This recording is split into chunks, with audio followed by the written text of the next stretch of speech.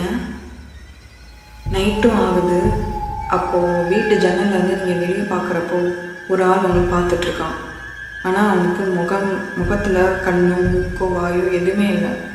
அப்போ உங்களுக்கு எப்படி இருக்கும்? அந்த சுச்சுவேஷன் நீங்கள் ஃபேஸ் பண்ணிட்டு உங்கள் வீட்டில் இருக்க எல்லாத்தையுமே ஷேர் பண்ணுறீங்க. ஆனால் அவங்க யாருமே உங்களை நம்பவே மாட்டுறாங்க. உங்களை போய் டாக்டர்கிட்ட காமிக்கணும்னு எல்லோரும் பேசிக்கிறாங்க. அப்போ உங்களுக்கு எப்படி இருக்கும்? அந்த மாதிரியான சுச்சுவேஷனை ஒரு பொண்ணு ஃபேஸ் பண்ணியிருக்கா. அதுதான் இன்றைக்கி நம்ம ஸ்டோரியாக பார்க்க போகிறோம். பார்க்கலாம்.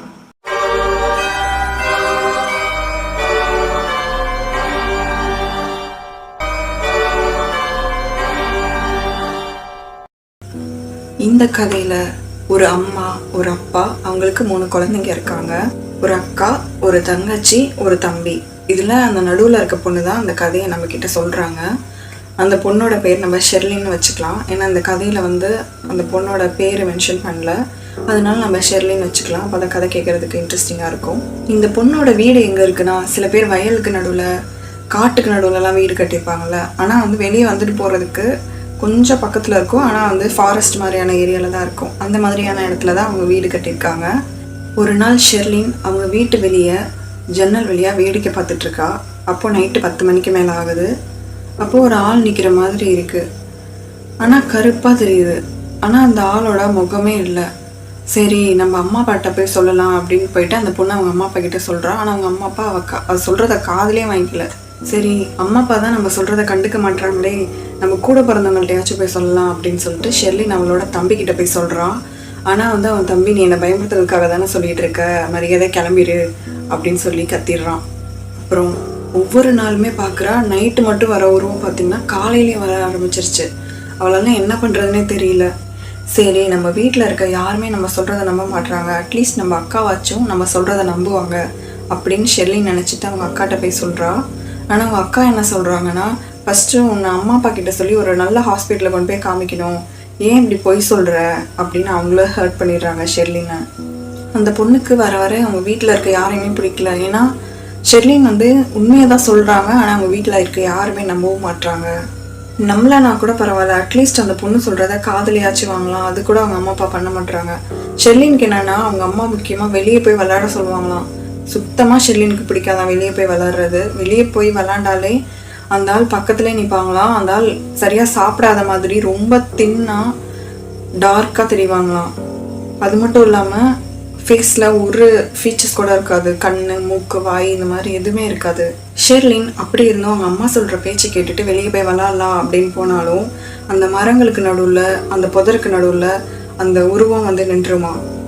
பொதுவாகவே நம்மளை ஒருத்தவங்க பார்க்குறாங்க அப்படின்னா நமக்கு அது ஒரு ஃபீல் தெரியும். அது ஒரு உருவம் நம்மளை பார்க்குதுன்னா எப்படி இருக்கும்னு பாருங்கள். அது ஒரு சின்ன குழந்தை, ஒரு கருப்பு உருவம் நம்மளை பார்த்துட்ருக்கு அப்படின்றப்போ அந்த பொண்ணால் எங்கேயுமே அசையவும் முடியாதான், யாருக்கிட்டையும் கத்தி கூட சொல்ல முடியாதான், பயமாகவே இருக்குமா, வேர்த்து கொட்டிடுமா அப்படின்னு நின்றுட்டே இருப்பாளாம் ஷெர்லின். ஷெர்லினுக்கு அந்த கருப்பு உருவத்தை சுத்தமாகவே பிடிக்காதனால ஷெர்லின் இன்னொரு இடத்துல போய் விளாட்லாம் அப்படின்னு சொல்லிட்டு போய் விளாட்றாங்க.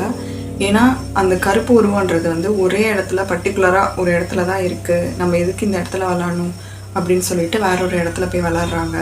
ஷெர்லின் அப்படி ஒரு நாள் விளாண்டுட்டு இருக்கும்போது ரொம்ப லேட் நைட் ஆயிடுது. அவங்க அம்மா வெளியே ரொம்ப கோல்டாக இருக்குது, மரியாதையாக வீட்டுக்குள்ளே வந்துட்டு டின்னர் சாப்பிடணும் அப்படின்னு சொல்லிகிட்டே இருக்காங்க. ஆனால் அந்த பொண்ணு விளாண்டுட்டே இருக்கா. சரி, ஷெர்லின் என்ன தான் பண்ணுறா, இவ்வளோ நேரம் கூப்பிட்டு வரவே மாட்டாளே அப்படின்னு சொல்லிட்டு அவங்க அம்மா கோவமாக போய் கையை பிடிச்சி இழுத்துட்டு வராங்க. வந்துட்டு இருக்கும்போது சரி, அந்த உருவம் அங்கே தான் இருக்கா, பார்க்கலாம், அம்மாட்ட சொல்லிடலாம் அப்படின்னு சொல்லிட்டு அங்கே அந்த சைடு பார்க்குறா. அந்த உருவம் அப்படியே தான் நின்றுட்டுருக்கு. அதை பார்த்ததுமே ஷெர்லினுக்கு பேச்சே வரல, அப்படியே ஸ்டன் ஆகி நின்றுறாங்க. உடனே அவங்க அம்மாட்ட கூப்பிட்டு சொல்கிறாங்க. ஆனால் அவங்க அம்மா நீ இப்படி தான் ஏதாவது லூஸ் மாதிரி பேசிகிட்டு இருப்பா, வா போய் சாப்பிடலாம் அப்படின்னு சொல்லிட்டு கையை பிடிச்சி இழுத்துட்டு உள்ளார போகிறாங்க. சரி, ஷெர்லின் சொல்கிற உருவம் எங்கே தான் இருக்குது அப்படின்னு பார்க்கலான்ட்டு அவங்க அம்மாவும் பார்க்குறாங்க. அந்த இடத்துல அந்த உருவமே இல்லை. அப்போது ஷெர்லின் பார்த்துட்டே இருக்கா. ஆனால் ஷெர்லினோட கண்ணுக்கு முன்னாடி தெரியுது அந்த உருவம் அந்த இடத்துல இருந்து அவங்க வீட்டோட கார்டன் சைடு வந்துருச்சு. அதுக்கப்புறமா ஷெர்லின் அவங்க வீட்டில் இருக்கவங்க எல்லாருமே சாப்பிட்டு முடிச்சதுக்கப்புறமா ஷெர்லினோட அம்மா ஷெர்லினோட ரூம்லேயே போய் உட்காந்துடுறாங்க. நான் கூப்பிட நீ கண்டுக்காமல் விளையாண்டுட்டு இருந்தால, இன்னைக்கு டிவியும் பார்க்கக்கூடாது, ஒன்றும் பார்க்கக்கூடாது, மரியாதையாக போய் ஹோம்ஒர்க்கை பண்ணு அப்படின்னு சொல்லிட்டு போய் உட்காந்துடுறாங்க. அதுக்கப்புறம் ஷெர்லினும் உட்காந்து சரி ஹோம்ஒர்க் பண்ணலாம் அப்படின்னு சொல்லிட்டு டெஸ்கில் உட்காந்துட்டு ஹோம்ஒர்க் பண்ணிக்கிட்டே இருக்கா. ஒன்று ஒன்றா ஃபினிஷ் பண்ணிகிட்டே இருக்கா. சரி, அப்பா பார்க்குறதுக்கு முன்னாடி நம்ம ஹோம்ஒர்க்கை ஃபினிஷ் பண்ணி வச்சிடலாம் அப்படின்னு சொல்லிட்டு எல்லாத்தையும் சீக்கிரமாக முடிச்சிட்ருக்கா. அப்போ எதிர்ச்சியாக எழுதிட்டே இருக்கும்போது சரி விண்டோ வழியாக பார்ப்போம், இப்போ அந்த கருப்புருவம் அந்த மனுஷன் எங்கே இருக்கான்னு பார்க்கலாம் அப்படின்னு சொல்லிட்டு அவன் விண்டோ வழியாக பார்க்குறப்போ இந்த முகமே இல்லாத அந்த கருப்பு உருவம் இப்போ அந்த விண்டோ கிட்டே வந்து நின்றுட்டுருக்கு. யார்ட்லேருந்து அப்படியே விண்டோ கிட்டே வந்து நின்றுட்டுருக்கு. அப்பயும் அவன் எதுவுமே பேசவே இல்லை. அவங்க வீட்டில் இருக்க யார் கண்ணுக்குமே அந்த மனுஷன் தெரியல. இப்போ அந்த கருப்பு உருவம் அந்த விண்டோ கிட்ட வந்து நின்றுச்சோ அப்பையிலேருந்து அந்த பிளேஸை அவனே குத்தகைக்கு எடுத்த மாதிரி அங்கேயே தங்கிடுறான். யாரோட கண்ணுக்குமே அந்த மனுஷன் தெரியல. யார்கிட்ட சொன்னாலும், அவங்க அம்மா அப்பா கிட்ட சொன்னாலும் அவங்க கண்ணுக்கு தெரியல, அவங்க அக்கா கிட்ட சொன்னாலும் அவங்க கண்ணுக்கு தெரியல, அவங்க தம்பி கிட்ட சொன்னாலும் அவன் கண்டுக்கவும் மாட்டான். ஸோ அவளுக்கு எப்போவுமே இந்த விண்டோ கிட்ட போகவே பயமாக இருக்கும். இப்போல்லாம் என்ன ஆயிடுச்சுன்னா ஷெர்லினோட கனவுல கூட அந்த கருப்பு உருவம் வர ஆரம்பிச்சிருச்சு. இதில் என்னன்னா ஷெர்லின் அவளோட ஃப்ரெண்ட்ஸ் கிட்ட ஒரு மேஜிக் பண்ணி என் பின்னாடி ஒரு கருப்பு உருவம் இருக்குது பாருங்கள் அப்படின்னு சொல்கிற மாதிரி இருக்குது. அவங்க ஃப்ரெண்ட்ஸும் அந்த கருப்பு உருவத்தை பார்க்குறாங்க. அதுக்கப்புறமா ஷெர்லின் ரொம்ப தைரியமாக தயவு செஞ்சு இனிமேல் என்னை விட்டு உனக்கு வேறு வேலையே இல்லையா அப்படின்னு சொல்லிட்டு அந்த கருப்பு உருவத்துக்கிட்ட பேசுகிறான். எதுலன்னா கனவுல. அடுத்த நாளே ஷெர்லினோட அம்மா வீட்டுக்கு ஒரு டாக்டரை கூட்டிகிட்டு வராங்க. இந்த மாதிரி ஷெர்லினுக்கு வந்து உடம்பு சரியில்லாமல் இருக்குது, அவள் ரொம்ப வீக்காக இருக்கா, சரியாக சாப்பிட்றது கிடையாது, இருமல் எடுத்துகிட்டே இருக்குது, இருமலில் பார்த்தா சளி ஃபுல்லாக பிளட்டாக வந்துகிட்டே இருக்குது, இதெல்லாம் கூட விட்டுருங்க டாக்டர், ஆனால் ஒரு கருப்பு உருவம் ஒரு மனுஷன் மாதிரி ஹைட்டாக இருக்கான், ஃபேஸ் இல்லாமல் இருக்குது, எப்பயுமே விண்டோ பக்கத்துலேயே நின்றுட்டுருக்கான் அப்படின்னு அடிக்கடி சொல்லிகிட்டே இருக்கா. இது ஒரு விஷயம் இல்லை, இருந்தாலும் என்னன்னு பாருங்கள் டாக்டர் அப்படின்னு சொல்லிடுறாங்க டாக்டர்கிட்ட. உடனே டாக்டரும் ஷெர்லினோட அம்மா கிட்ட சொல்கிறாங்க, நம்ம ஹாஸ்பிட்டல் கூட்டிகிட்டு போய் பார்க்குறது எனக்கு என்னமோ நல்லதுன்னு படுது, ஏதோ பிரெயினில் ப்ராப்ளம் இருக்குமோன்னு ஒரு டவுட் இருக்குது, அதனால ஷெர்லினுக்கு ஒரு ஸ்கேன் எடுத்து பார்த்துடலாம் அப்படின்னு ஷெர்லினோட அம்மா கிட்ட டாக்டர் சொல்கிறாங்க. அப்போவும் ஷெர்லின் இருமிக்கிட்டே இருக்கா, நெஞ்சு ஃபுல்லாக எரியுது. ஆனாலும் ஷெர்லின் அந்த விண்டோவை தான் பார்த்துட்ருக்கா, அந்த கருப்பு உருவமும் ஷெர்லினை தான் பார்த்துட்ருக்கு. அதுக்கப்புறமா அன்னைக்கு நைட் ஷெர்லினோட அம்மா ஷெர்லின் பக்கத்துலேயே உட்காந்துருக்காங்க. ஏன்னா ஷெர்லின் உடம்பு சரியில்லாதனால அவளை பார்த்துக்கணுன்றதுக்காக ஷெர்லின் சரியாகிற வரைக்கும் அவள் கூட இருக்கணும் அப்படின்னு அங்கேயே உட்காந்துருக்காங்க. ஆனால் ஷெர்லின் தூங்க ஆரம்பித்ததுமே ஏதோ உளர ஆரம்பிச்சுட்டே இருக்கா. தூக்கத்தில் பயத்தில் உளருவாங்களா அதுமே உளறிட்டு இருக்கா. என்ன தான் சொல்கிறா அப்படின்னு கேட்குறாங்க. என்ன சொல்கிற ஷெர்லின் சொல்லு அப்படின்னு கேட்டுகிட்டே இருக்காங்க. ஆனால் ஷெர்லின் வந்து சொல்கிறது அவங்க அம்மாவுக்கு சுத்தமாகவே புரியல. அதுக்கப்புறமா ஷெர்லினோட அம்மா ஷெர்லினை பிடிச்சிக்கிட்டு அவளோட நெத்தியில் கிஸ் பண்ணுறாங்க. கிஸ் பண்ணிவிட்டு சரி விட ஷெர்லின் பார்த்துக்கலாம் அப்படின்னு சொல்கிறாங்க. ஏன்னா ஷெர்லின் பயந்துருக்கான்றது அவங்க அம்மாவுக்கு தெரியும். அதே மாதிரி அந்த நாள் ஃபுல்லாக அந்த கருப்பூரமும் அந்த ஜன்னல்கிட்டையும் இல்லை. ஷெர்லினும் சரி ஓகே அந்த ஜன்னல்கிட்ட இல்லை, நிம்மதியாக இருக்கா. ஆனால் ஷெர்லினோட ட்ரீமில் அந்த கருப்பூரம் வந்துகிட்டே தான் இருக்குது. அதோட கை வந்து ஷெர்லினை நோக்கி வர மாதிரியே அவளுக்கு ஃபீல் ஆகிட்டே இருக்குது. அதுக்கப்புறமா ஷெர்லினும் எந்திரிக்கிறாங்க. எந்திரிக்கிறப்ப பார்த்தா ஒரு மியூசிக் ஷெர்லினோட காதில் கேட்டுட்ருக்கு. என்ன இது மியூசிக் அப்படின்னு பார்த்தா அவங்க அம்மா பாடுறாங்க.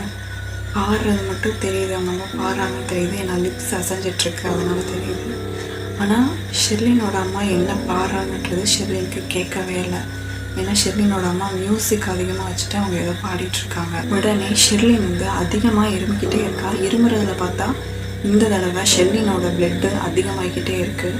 உடனே அவங்க அம்மாவும் பெட்டுக்கிட்ட வந்து உட்காந்து பார்த்துட்ருக்காங்க, ஷெர்லினை பார்த்துட்ருக்காங்க. அதே மாதிரி ஷெர்லின் எப்படா அந்த மியூசிக் வந்து ஸ்டாப் ஆகும், நம்ம ஒன்று சொல்லி அவனுமே அம்மா கிட்ட அப்படின்னு சொல்லிட்டு ஷெர்லின் அவங்க அம்மாவை பார்த்துட்ருக்கா. ஏன்னா ஷெர்லின் பார்த்த அந்த கருப்பு உருவம் இப்போ அந்த விண்டோக்கிட்டேயும் இல்லை, அதே மாதிரி அவன் வீட்டு தோட்டத்துக்குள்ளேயும் இல்லை, அதே மாதிரி அவள் ஃபஸ்ட்டாக பார்த்தாலும் அந்த காட்டுக்கிட்டேயும் இல்லை. ஷெர்லினுக்கும் இருமல் அதிகமாகிக்கிட்டே இருக்குது. அதே மாதிரி அந்த இருமலில் டயர்டாகி தூக்கமும் வர மாதிரி இருக்குது. ஆனாலும் எப்படியாச்சும் அம்மா கிட்ட இதை சொல்லியே ஆகணும் அப்படின்னு சொல்லிட்டு ரொம்ப கஷ்டப்பட்டு ட்ரை பண்ணிகிட்டே இருக்காங்க. ஏன்னா இப்போ அந்த கருப்பு உருவம் அவளோட ரூமோட கார்னரில் தான் இருக்குது. அது சொல்கிறதுக்காக ஷெர்லின் ரொம்ப ட்ரை பண்ணியிருக்கா. அதுக்கப்புறம் ஷெர்லினோட அம்மாவும் புரிஞ்சுக்கிறாங்க, ஏதோ ஒன்று இங்கே தப்பாக இருக்குது அப்படின்னு புரிஞ்சுக்கிறாங்க. அதுக்கப்புறம் அவங்களுக்கே தெரியும் என்ன நடக்குன்றது. நிறைய மந்திரமெல்லாம் பண்ணி அந்த கருப்புருவத்தை அங்கேருந்து வெளியே அனுப்புகிறாங்க. அதுக்கப்புறம் அவங்க லைஃப் பீஸ்ஃபுல்லாக போகுது. அவ்வளோதான், இன்றைக்கான ஸ்டோரி முடிஞ்சிருச்சு. இந்த ஸ்டோரி உங்களுக்கு பிடிச்சிருந்தா மறக்காமல் ஷேர் பண்ணுங்கள், மறக்காமல் லைக் பண்ணுங்கள். அதே மாதிரி என்னோடய சேனல் உங்களுக்கு பிடிச்சிருந்துச்சு, இதுக்கப்புறம் வீடியோ பார்க்கணும் அப்படின்னு நினச்சிங்கன்னா மறக்காமல் சப்ஸ்கிரைப் பண்ணுங்கள். என்னை சப்ஸ்கிரைப் பண்ண எல்லாத்துக்குமே ரொம்ப ரொம்ப நன்றி.